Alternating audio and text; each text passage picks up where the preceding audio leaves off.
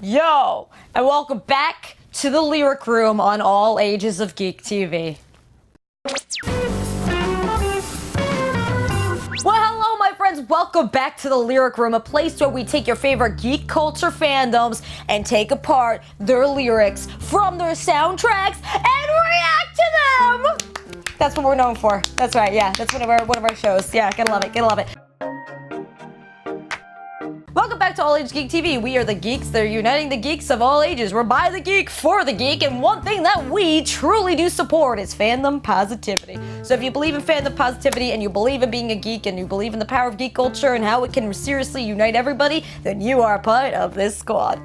But anyway, guys, welcome back to the Lyric Room. Again, like I said before, it is taking your favorite geek culture and your fandoms and basically just taking apart the soundtracks that really seriously do happen within every single series. Because if a series didn't have like music or anything, I don't know what that series would be. Like there would be no feels. Like music has like a huge importance in people's life. Like I am no musician, but I am a fan of music, and when it comes to really being a fan of it, like if I didn't hear it within my favorite series, I think it wouldn't be as impactful. So that's why music is generally so important. Another thing that you have to know is, again, this series is not monetized. You want to know why? Because of the reason as followed. 1, YouTube does not like it when you play music in the background. Even if you do hum a song, it tends to like get demonetized. So if you want more episodes of the Lyric Room per week, be sure to support us on Patreon. I would love to do this like maybe 2-3 times per week for your favorite fandoms. And if you have any fandom requests, feel free to leave them in the comments down below, because, you know, there's a lot of fandoms I seriously have to get into, and one of the series that I'm really looking forward to get into is, of course, Steven Universe. That's one of the series that we will be covering on All Ages of Geek, and I know there's a ton of music that I have to review with that as well.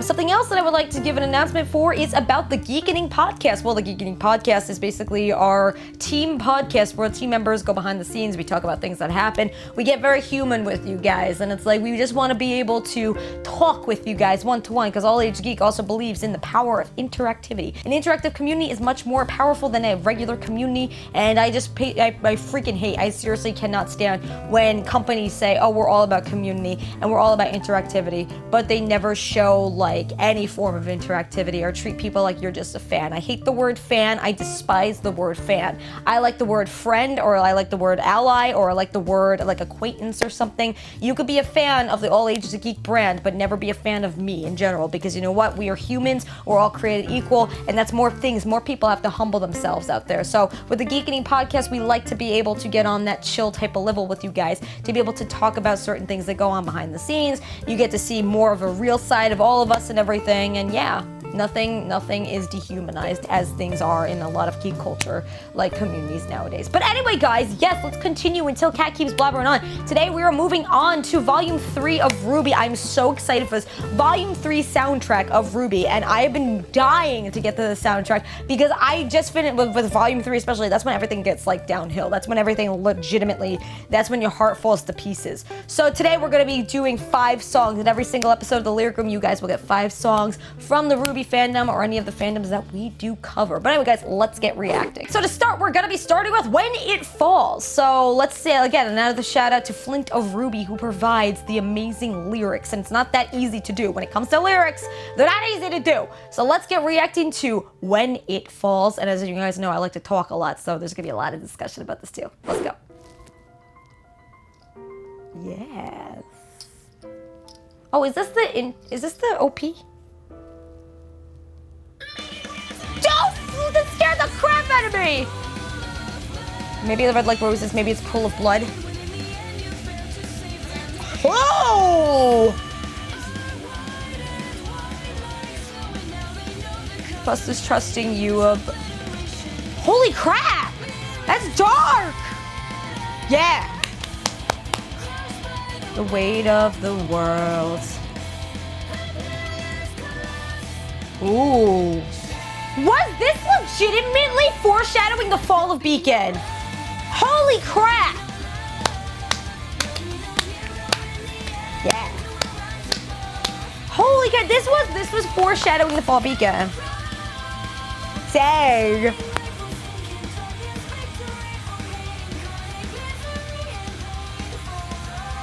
When it falls. Oh! But that's so true, because they're all even going through this. Holy crap! when it falls. This is legitimately in the song, in the freaking OP of Volume 3. Oh my god.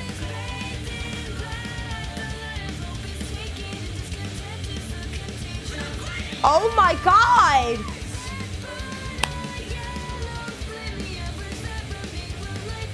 Ooh. Ooh. This is legitimately foreshadowing everything. You know what the thing is? Listening to the OP, legitimately listening to the OP, I had no idea that this was gonna be what Volume 3 focused on. Look, I was just like, oh, it's the OP, great, yay! And I'm like, oh my god. This is when everything legitimately got so dark. I can't believe this, it foreshadowed this much. Dang.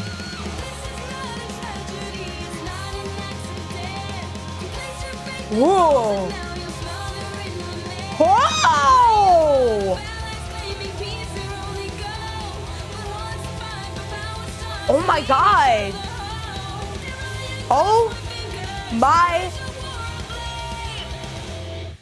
And mankind will wilt in pain. Yo! Listen! Oh my god. So this is legitimately coming from a villain's perspective. The OP is from a villain's perspective.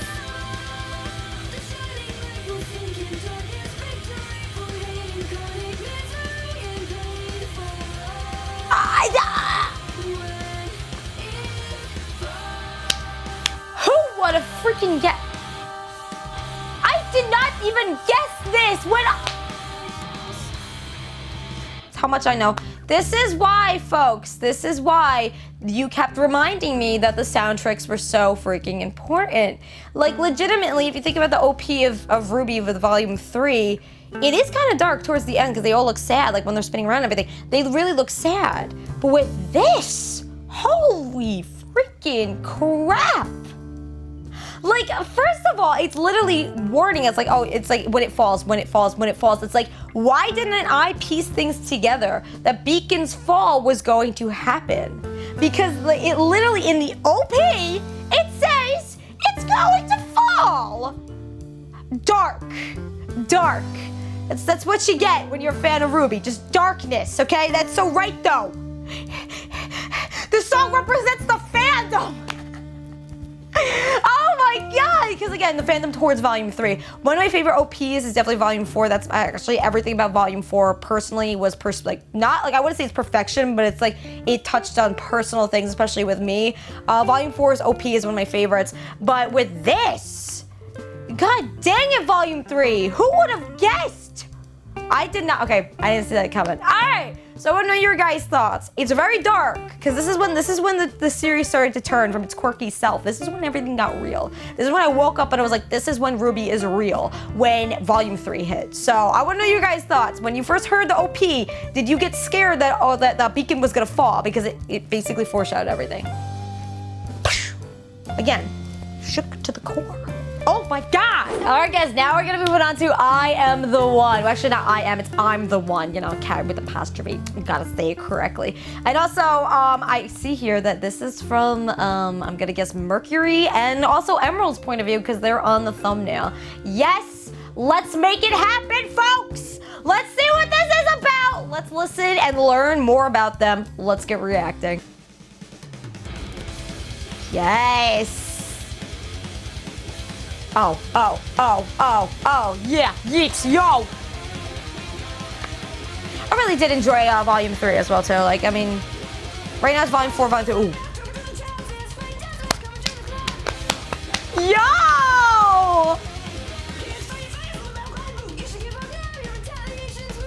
I like how it's like they're talking to each other. Yes, oh yeah. I like this.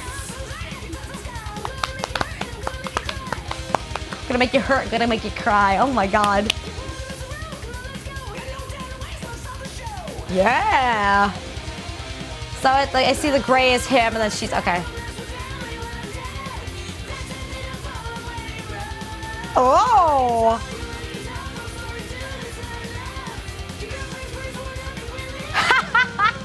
Oh my god!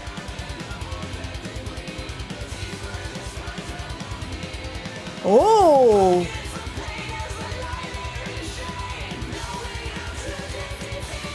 Yo! This is like revealing so much about them personally!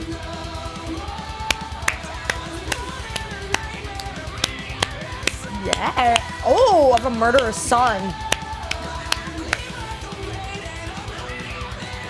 Oh. Oh.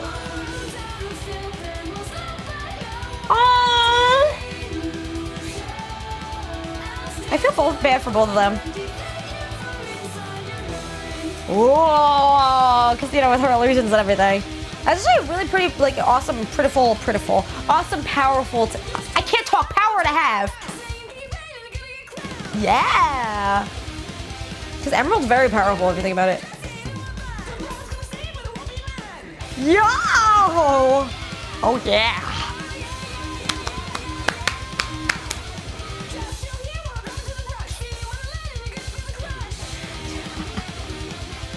Yo.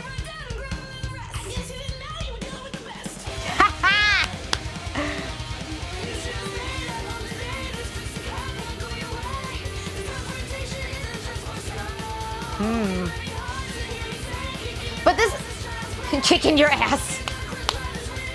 Oh man, but this reveals so much about them too.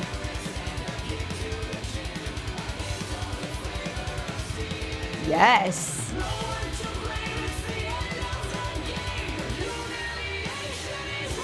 Oh. Oh. It sounds like villainish. Oh, it sounds villainish. Hey. Yo! This is okay. They are literally like, if you think about it, they are legitimately Cinder's lackeys, but that's like, ooh, that's dark. Oh.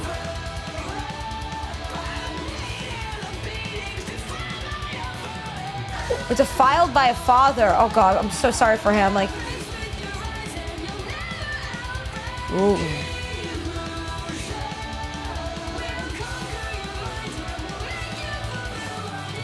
Oh. I love the beat about it. I love how it actually did sound like a villain song. Like, it's like, oh, we're gonna get this, we're gonna control you, we're gonna do this and that's you. But yo, Mercury. Like, I don't know much about his past. All I know is when Cinder did take him and like she took him in and everything.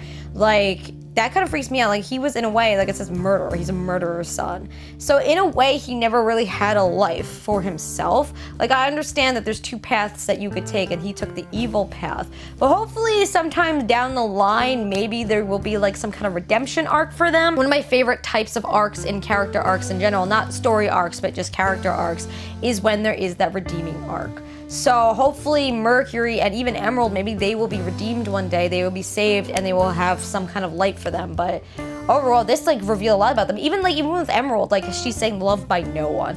So think about their past, you know? It's like you can't necessarily just say they're just crap, they're nothing. They're like, you can't just hate these types of characters right away. I mean, if you hate them for certain reasons, that's one thing. But hate is a very strong word. I do not hate them. I actually really do like their characters. They're not one of my favorites, but I really do like their characters. So even with Cinder, I don't hate Cinder. Even though what she did, I don't hate her. It's just like there's something that's the driving force behind them that's making them act the way they are. So especially with Mercury and Emerald, I mean, like they had nobody. They were like, he was like basically an orphan. Like his father was a murderer. I don't know much about his mother. I don't know much about him and his past. But even with Emerald too, it's like she had nobody. She was just like a scrapper. She was just like in a way just there. Nobody loved her. Nobody cared until Cinder came. So they looked at Cinder as somebody who saved them. You know, it's like when somebody does save you, you kind of feel like you owe their life to them, and then it's like you like take them in. You become a family. Like they were like kind of like a dysfunctional family in a way, if you want to look at it. They were like a very like a family of misfits. You know, like even with Team RWBY, like even like. It's like even RWBY in general, like the story, it is kind of in a way a misfit story, a misfit coming of age story where all these misfits come together and they like go on adventures. But even with them, like Even the villains, they're misfits. I mean, I don't know much about Salem, okay? I don't know about Ardon. I don't know about the Mafia, okay? I don't know about her. I don't know much about Salem yet, but especially what we've been revealed about Cinder, Mercury, and even with Emerald, it's like they're misfits, and they were just trying to find their place in the world, just like with that story that Crow did tell us about how it's like the good and the evil, and how it's like people were able to choose, you know? So they chose the way of evil instead of good because they felt like, in a way, like again, this is just me theorizing, they felt like maybe there was no other world for them, and they hated the world, they despised the world because how they were brought up. So instead of turning it into something positive and helping others with who go through the same thing, their hatred kind of like filled their hearts and just took over them. So that's something I really do like about their characters because a lot of people can relate to that. So hopefully there is that redeeming arc. So anyway, guys, let's keep moving forward. We have a few more songs to react to in this episode of The Lyric Room. Let's keep going, guys. All right, here we go. Here we go. Looks like my girl Weiss, who's right over here, is on the cover. Let's go. Ooh.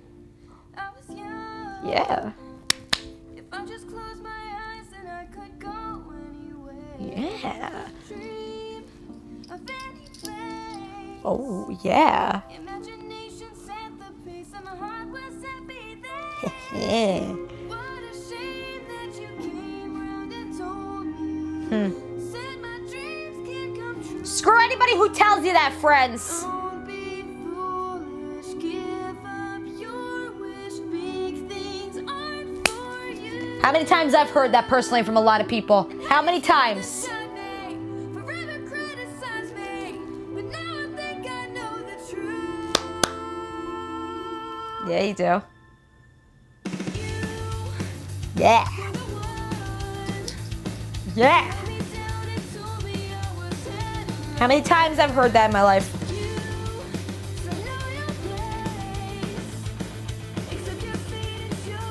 I want to punch Jacques. How dare he tell her that?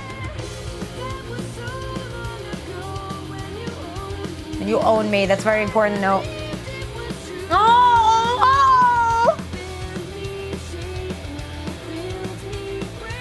Wow. It's okay. We all go through something in life, Weiss.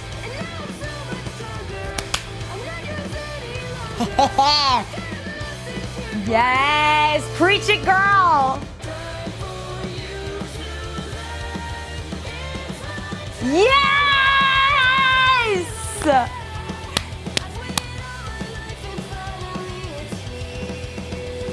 Yes.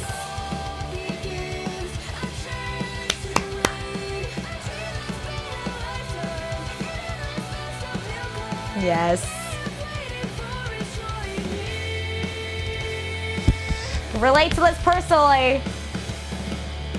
So many people had like shut me down, like so many.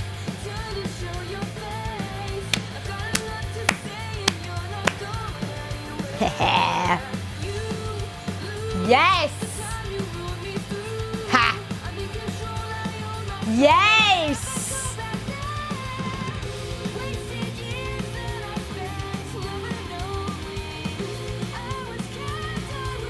It's okay. It's okay. Condescending. Jacques is condescending. Yep.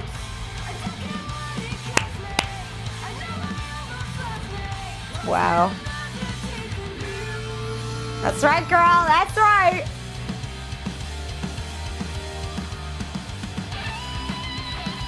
Yeah.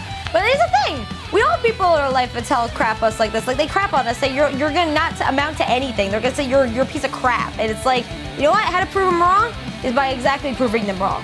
Stick to your gut, stick to your goals, stick to your dreams, and it will freaking come true. Trust me. Trust me.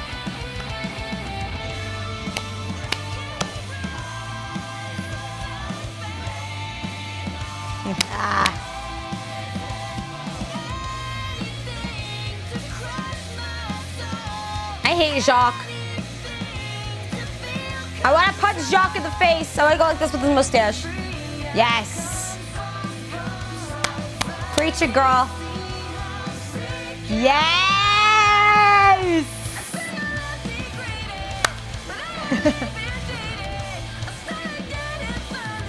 Yes. Just just like go like this to him. Yep. Yes.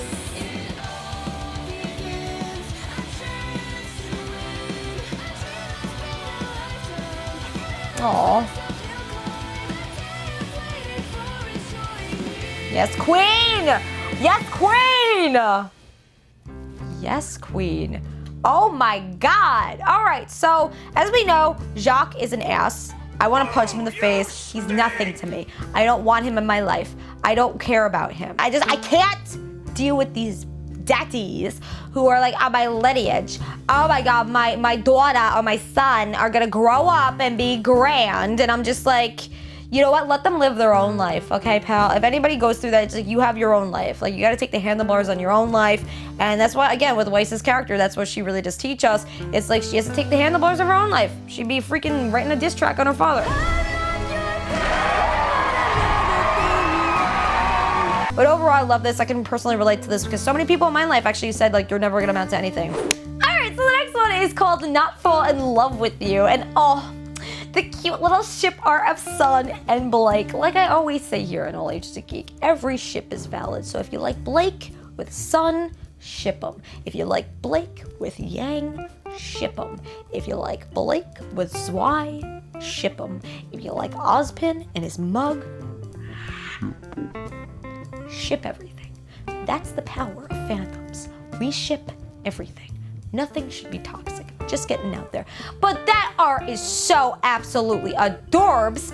Alright, so let's get reacted to Not Fall in Love with You. I don't know what this is gonna be about, but the thing is, it looks adorbs. It looks adorable because he's kissing her head and she's all blushing. And oh, that's so cute. And look how cute that is. I just give me that nice shipping. I want the nicest ships. I want the spicy ships. I want the ships with a lot of love with them. Let's get reacting. Oh. Ah. Ah.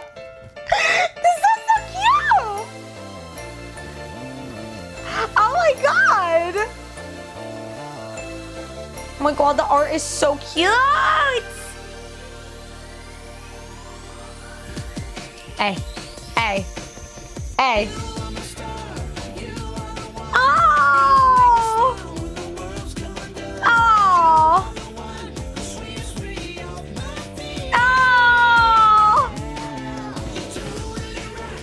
Totally rock. Oh.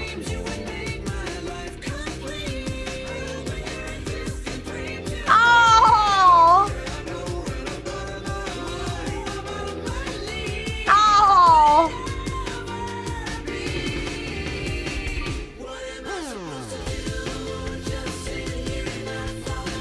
Oh.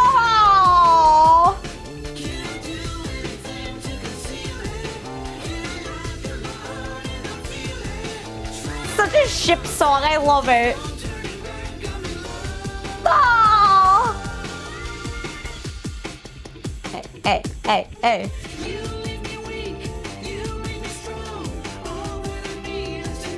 No!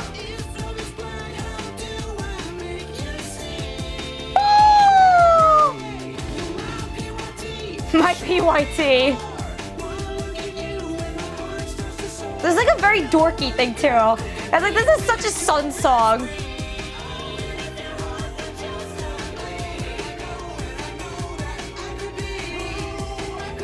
Aww.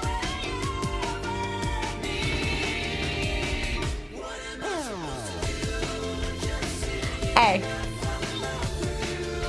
But it's literally like, it's like very dorky too. It's like, it's so cute.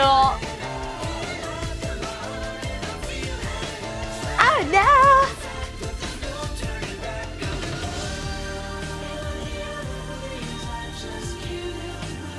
Ha!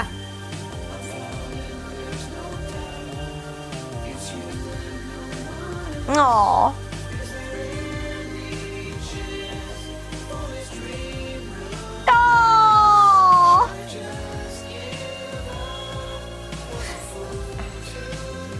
Aww.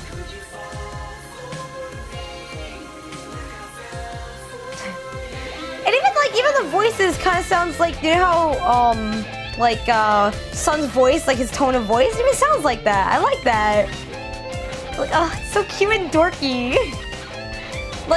Okay, so I feel like him and Jean, like, there are different levels of adorkableness, you know, totally different levels. Aww.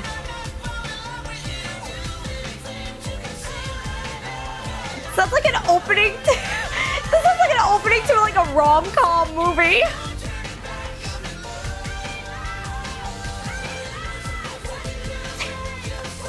Oh my god. But think about it, it's like the opening to not RPG, oh my god, a rom-com. Just think about it, like the opening of it. Oh my god.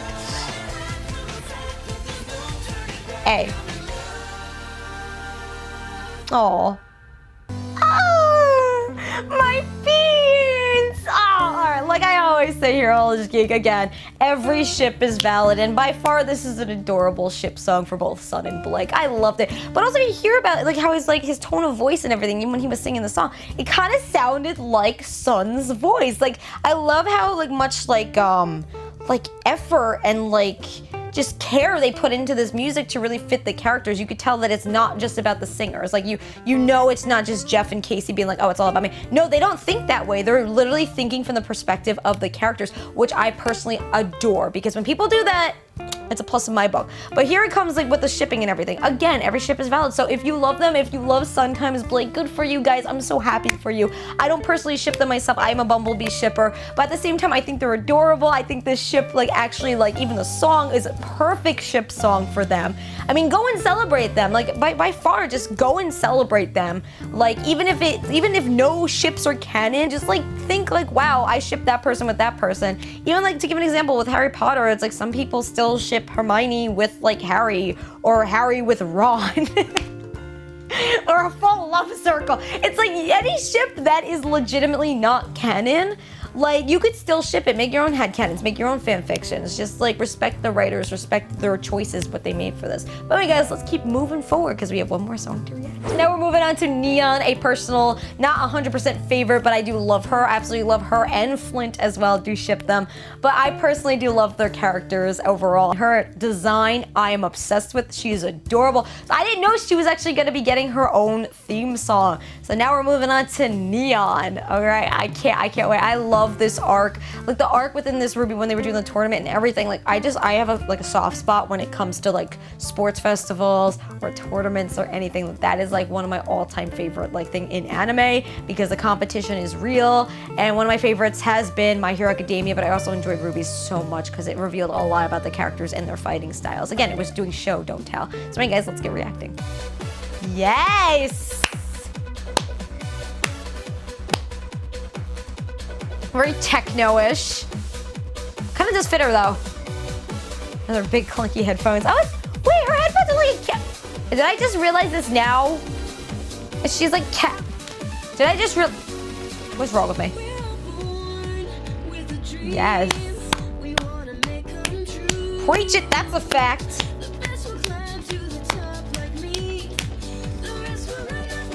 Hey, I love their fight. Her and Yang. Hey!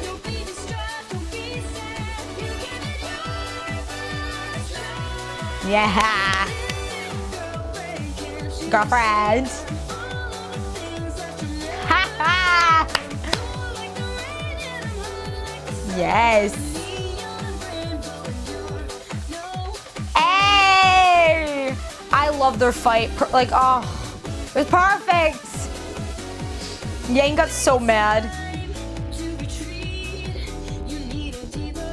A diva. She is a little diva. That's why I really like her. I always like the bratty characters. I don't know why.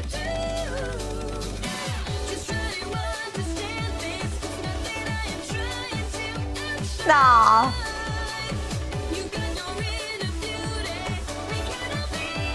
Ah ha ha.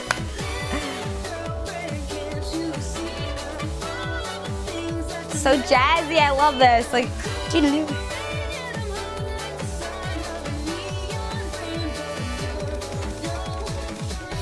yes.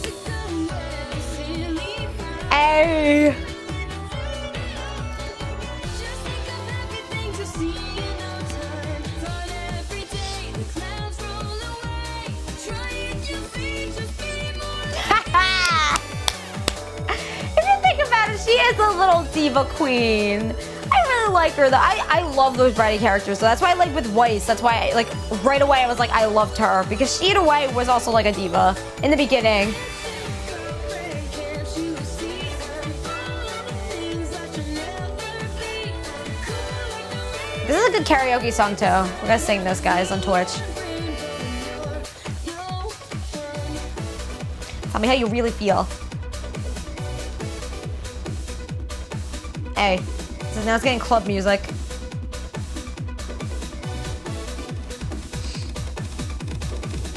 Yes. All right, guys. So that was Neon from RWBY Volume 3 soundtrack. I absolutely do love Neon's design. I love her character too. Again, I always like the bratty characters. I don't know what that says about me. For some reason, it's because they have a lot of depth to them. Like you really feel as if like that you analyze them a lot more than, let's say, you have like a normal type of MC and then a character that's like quite a diva or somebody that acts so like big-headed or everything. You kind of wonder why, especially with me, in my opinion, it's like you want to wonder why they act like that and you kind of want to like decipher why they are that way. And also because I was a little bit of a diva myself a few years ago. I mean, before YouTube or anything, I was a little bit of a diva. I can admit that. When I had my first job, I can admit that. So maybe that's why I kind of personally relate to them, but also want to know why, like why they are the way they are. But overall, I love Neon and Yang's fight. That was so hilarious. The pacing was perfect. The fighting was amazing. But I love the jokes that were involved with it too. But yeah, guys, thank you so much for tuning in to another episode of The Lyric Room. I would love to make The Lyric Room a weekly series for you guys and review all your favorite geek culture fandoms and their songs that go with them. And the way you guys can help out with that is help us reach our goals on Patreon. The link is in the description down below. But overall, I love this. Volume 3 soundtrack really does like have a lot of heart to it as well as the other soundtracks. But this one really focuses more on just like the characters themselves and their wants and their needs. It's not like Volume 2 is more like I feel it's more on the ship side and like the love side. But this one is much more on like what they want. Even the ship side, when the ship song between Sun and Blake, that's kind of what he wanted, what Sun wanted. So it really felt like even in Volume 3, it was kind of what the characters wanted, what their goals were, because, you know, they were fighting each other. So they all wanted something desperately. They wanted to win, they wanted to fight, they wanted to conquer. And then towards the end, we don't want to talk what happens at the end of Volume 3. But anyway, guys, I would love to know your thoughts about this volume down below. And also, again, thank you so much for making me able to do this. I love reviewing the music of my favorite type of geek culture fandoms. And obviously, RWBY is one of them because, you know, gotta be addicted to RWBY. I'm addicted to RWBY. But anyway, guys, I hope you have an amazing day. You stay weird, you stay wonderful, and you stay awesome, my friends. And until the next video, embrace your fangirl and you're a fanboy every single day. Bye, guys.